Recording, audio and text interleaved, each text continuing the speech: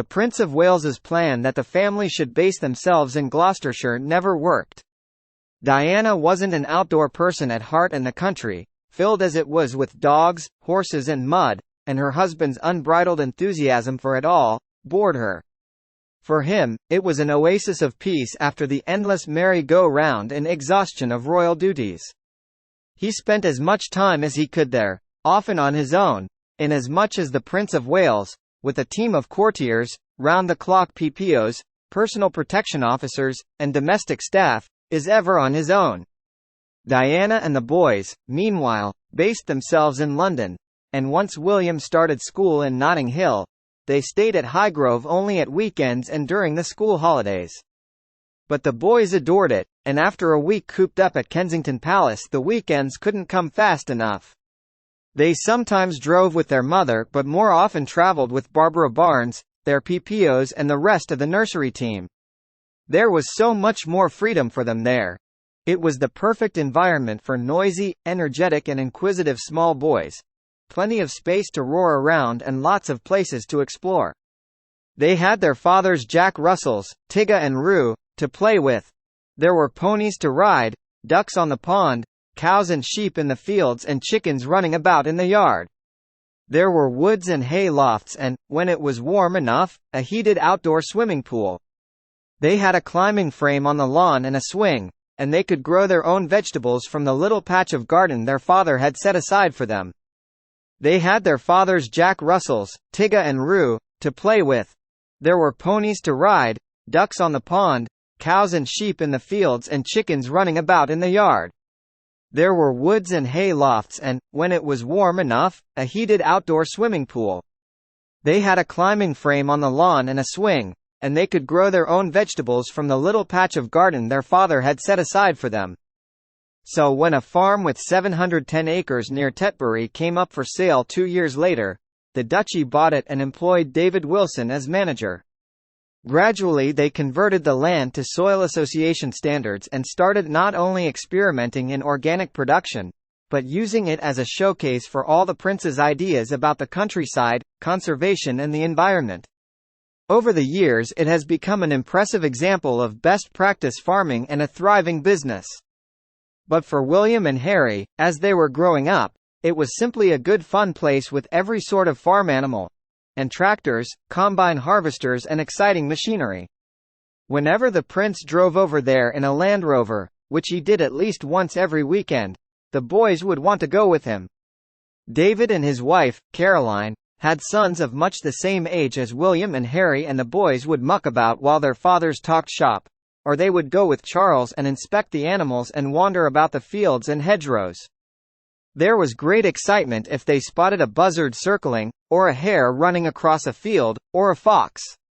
Charles was thrilled to watch their interest in the countryside developing. It was important to him that the boys should see nature at work and that they should understand and respect the natural order. He wanted them to see how food is produced, how animals are reared, and to learn the value of good husbandry of both land and livestock. Teaching them manners was a struggle, as it is with most lively little boys. But William's godfather, King Constantine, says that Charles always treated them like young adults.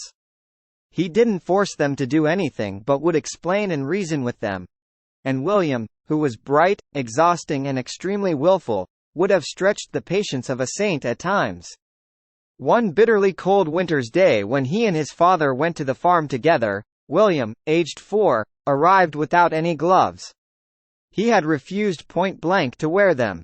He hadn't been out of the car long before he began to grumble that his hands were cold. Eventually he started to cry. "I told you to bring some gloves," said Charles, "and you wouldn't listen, so shut up." Diana never joined them on those visits to the farm. Unless the weather was glorious and she could swim in the pool, she preferred to be in London, and, as the years went by, she saw less and less of Highgrove. And the less she enjoyed it, the less she hid her antipathy.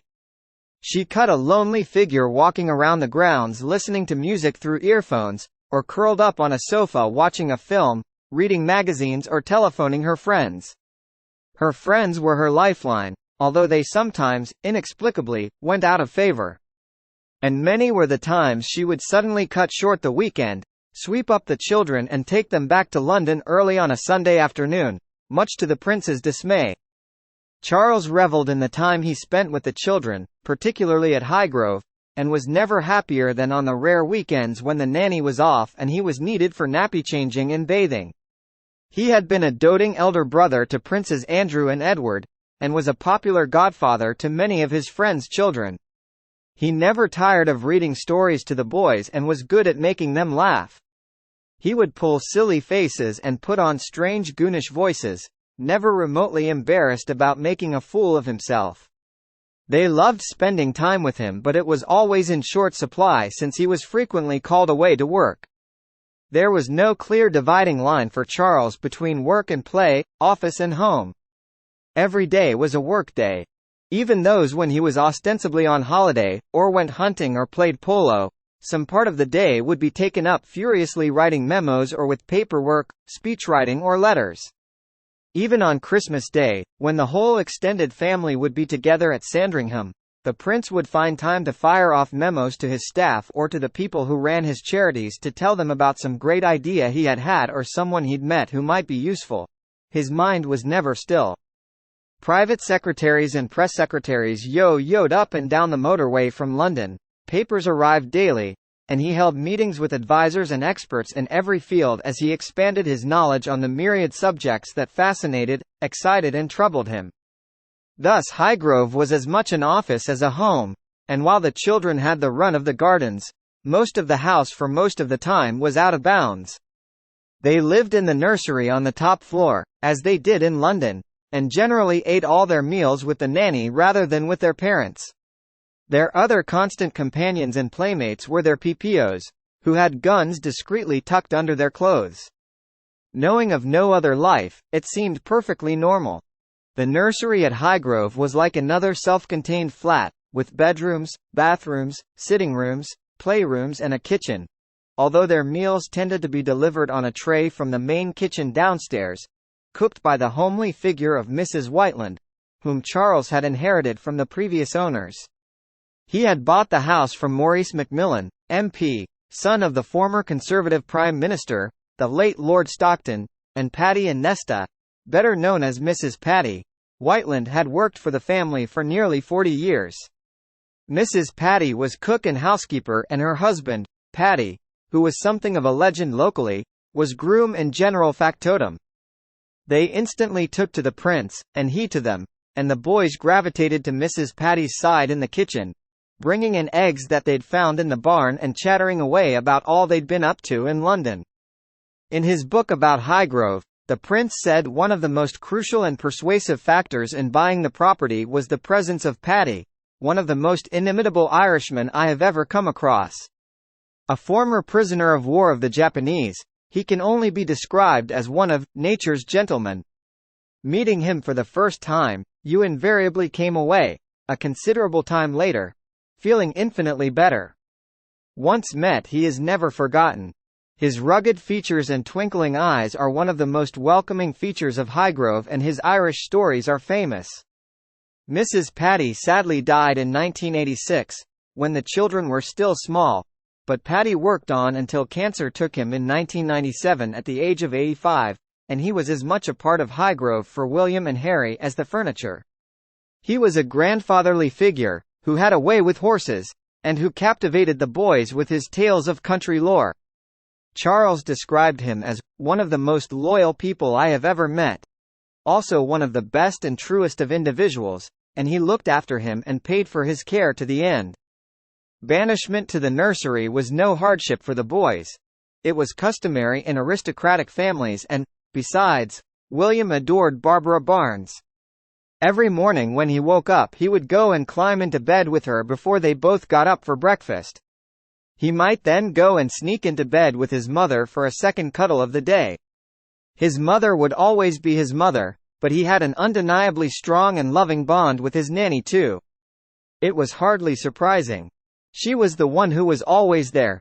She comforted him when he fell and hurt himself, reassured him when he woke in the night, distracted him when he was upset, battled with him and managed his tantrums, read to him, deciphered his childish chatter and answered his endless questions.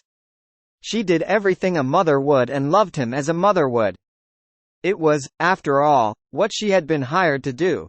What every good and caring nanny does. The homes of the aristocracy are filled with retired nannies who live on with the family long after the children have grown up. They are loved like family and are no threat to the mothers they help or stand in for. They are simply another anchor in the child support system. But Diana's old insecurities began to surface. She didn't consider what removing Barbara would do to William. Here, she thought with the selfishness of a child.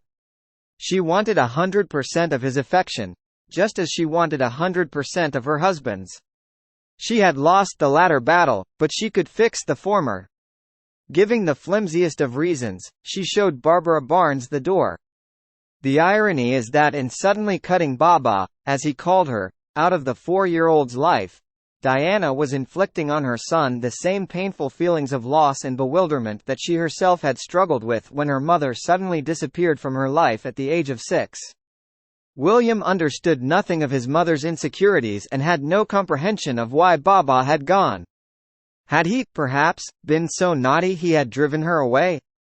Once she was out of the house, she was out of his life and Diana entertained no contact. Barbara was invited to his confirmation 10 years later because Charles recognized she had been an important part of his life. William never forgot her either. Barbara Barnes was one of the most important names on the guest list at his wedding 25 years after she vanished from the nursery. 2 other nannies followed, Ruth Wallace and Jessie Webb, but neither stayed for more than 2 or 3 years. Finally, Olga Powell slipped seamlessly into the role. She had been deputy to all 3 nannies, in place since William was 6 months old, and remained with him until his mother's death in 1997.